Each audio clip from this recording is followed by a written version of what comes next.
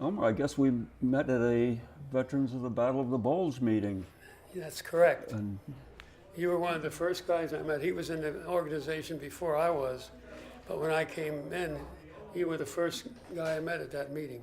yeah, And we've been good friends ever since. Milt Shepard founded the organization about 1999, and we first attracted about 40 members by the second or third meeting. And he had a good buddy by the name of Rudy Callender who did all the pick and shovel work for him. But Milt was the spokesperson, and Rudy did all of the publicity and put the organization together. They said they bet they could find a bunch of veterans who fought in the Battle of the Bulge down here in Cape May County, and they did. They put together about, and I joined about their fifth meeting, and I guess you joined shortly thereafter. Shortly thereafter, that's Yeah, correct. yeah. So you didn't know each other, obviously, back in the day, serving. One of the best things that ever happened to me joining the South Jersey chapter of the Veterans of the Battle of the Bulge was having meeting Gus and his wife. Otherwise, I never would have met them. It was a little strange at first joining that organization because this is the first time a lot of the guys had ever spoken about the war. And they were even shy about speaking about the war. We're talking about World War II, of course. They were even shy about speaking with one another. And it must have taken 2 or 3 years before the fellows began to be comfortable enough to do that. And Elmer and I were among the few who would mix in and try to get some of these guys to talk. And then it just worked out very, very nicely. Unfortunately, we've lost about 30 guys now since we started the chapter in '99. Well, it's unique. You know, I don't belong to the American Legion. I belong to the Veterans of the Foreign Wars. But this is different. It's a smaller organization. We have common things to talk about. When I introduced myself to one of the members when I first got there, I told him he was in the 8th Armored Division. He said, "Yeah, I was in the 94th Infantry Division. You relieved us at Netting, which is a small town in Germany." And that, I never forgot that. Here's a guy after all these years that I met, and we helped to save that guy's life because they were taking a terrific beating. And then it was our turn. Yeah, like that. Well, I know we're jumping around a little bit, Yeah. but Yeah. tell me the battle, the experience for you. What are some of the things that really have stuck with you all these years? Well, the thing that stuck with me, we were the Bulge had already started before we got there. We were crossing France in a half track, but with our first place of action was in this small town in Germany, as I just mentioned, and they had taken this small town 3 times, and each time they were pushed back. And as we were walking up one side of the street, these other guys were walking back. It looked as if all hell had broken loose. They were in such bad shape. And it turned out that we were able to hold that town, but I think only because the 94th Infantry Division had softened them up after 3 times. And it was just, but I'll never forget walking up there and seeing my first dead German lying in the snow, and then my first dead GI lying in the snow. It was a sort of a breathtaking incident. It didn't make us feel very good. It made us realize, okay, we're here, and this is it. How about you? Well, leading up to the Battle of the Bulge, they didn't send us into combat until you were 19 years old. And I celebrated my 19th birthday crossing the Atlantic on the Queen Elizabeth. And shortly thereafter, we ended up in France. I was transported across France in 40 and 8. That's boxcars. And we saw our first action in the Saar Basin in Germany. Allies had already reached the German border. we saw our first action in the Soar Basin, and this was shortly after Thanksgiving, on a 44. We were in battle there, and we'd relieved a division also on the line, and we began to take quite a pounding there, and that too is where I saw my first casualties, dead GIs. That's also the first place that I ever saw people suddenly go into shell shock. One of our guys, perfectly regular guy all the way through, heard his first cannon shot and froze up, and it was absolutely worthless. They tried to put him in the kitchen, they tried to make a messenger, but nothing happened. We just had to take him out. That was also the first time that I had gone out in the battlefield, an open field, a day before a couple of German tanks had taken out one of our infantry regiments as they were advancing. So my first assignment was at night, was to go out with a medic and a stretcher, and as we left the woods, we'd go out and the flares would go up, the whole place was illuminated, we would freeze right where we were. We went and picked up one of the GIs. There were a lot of guys that were moaning, calling for their mothers, and couldn't forget that. And the first time I realized what dead weight meant was when we picked up a wounded GI and put him on the stretcher, and the medic and I had to stagger back with this weight of this normal guy may weigh 150, 160 pounds, but just didn't realize how heavy it was. We went back, stopping each time a flare went up, and no more fire occurred. Right after that, we were put into trucks because we heard there was a big battle going on up north. And we thought, if that's a big battle, what the heck are we in?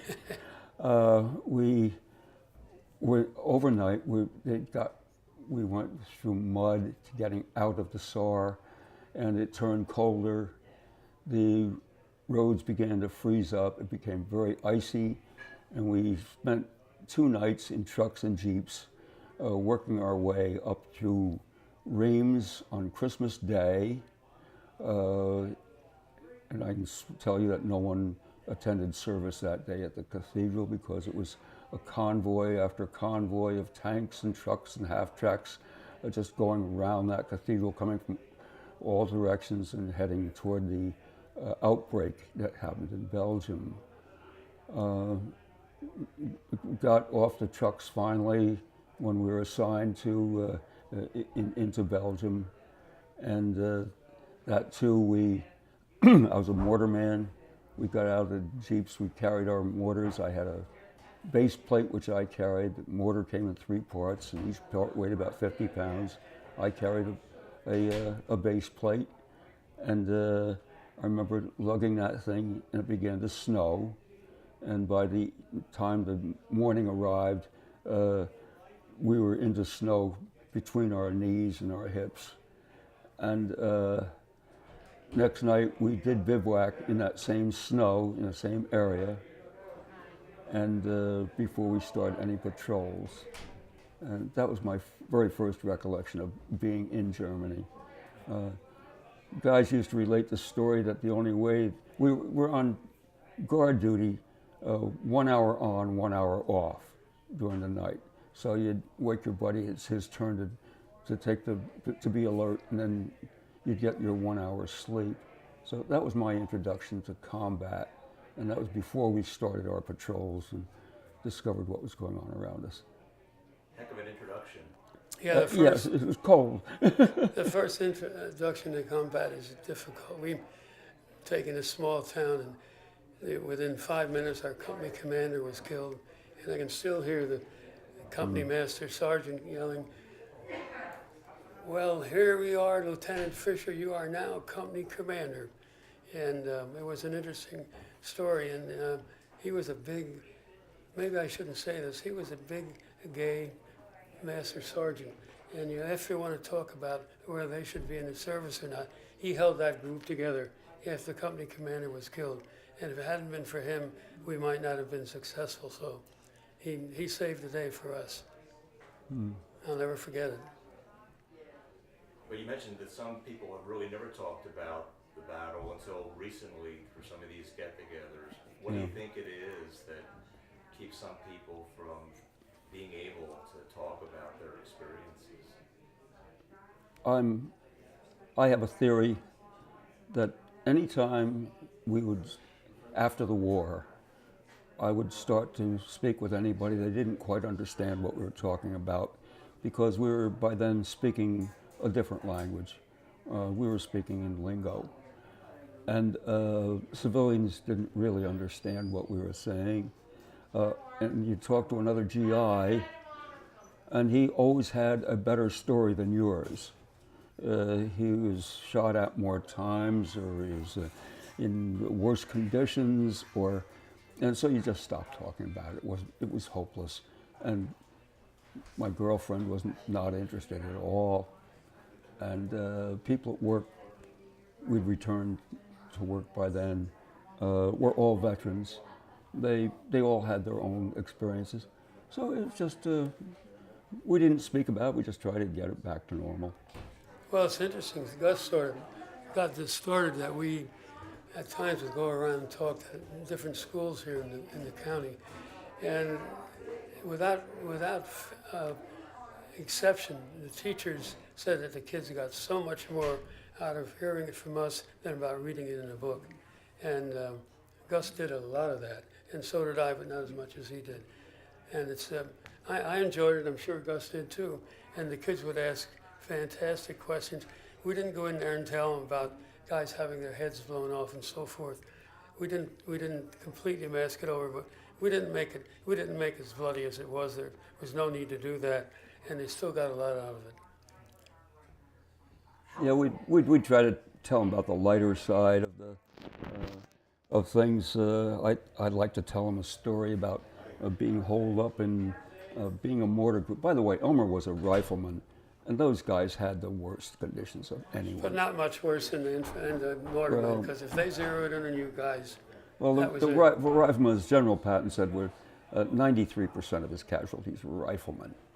So I was a mortar man. I was lucky. I was about 500 to 1,000 yards from back of the line most of the time, except when I was a frontline observer, which happened once.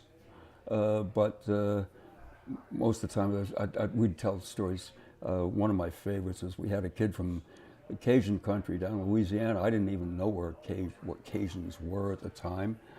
And of course, he Curly kept to himself. He didn't even speak English when he came in. He was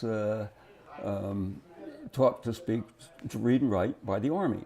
And he spent all of his time sitting on his footlocker through training, writing letters home, and writing letters, and reading letters, and he got a tremendous amount of correspondence. And Curly was still sort of a bit of a loner.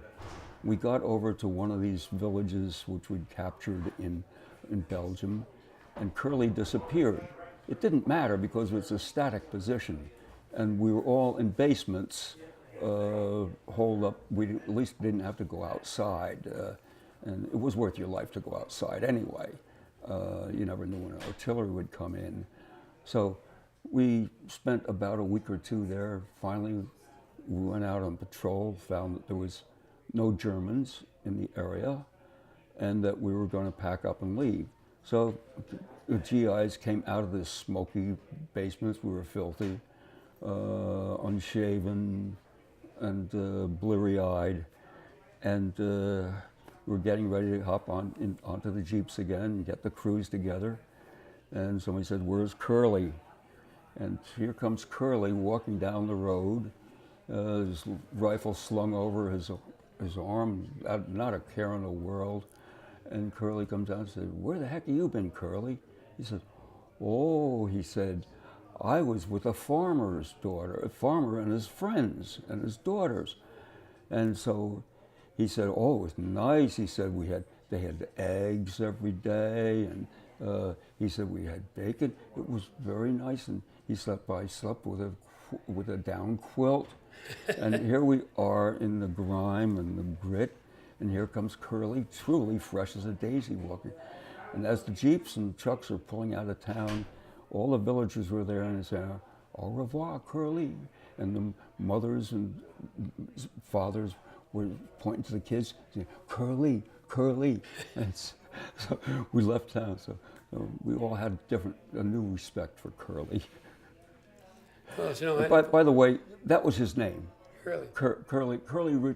Curly Richard was the Army named him Curly Richards.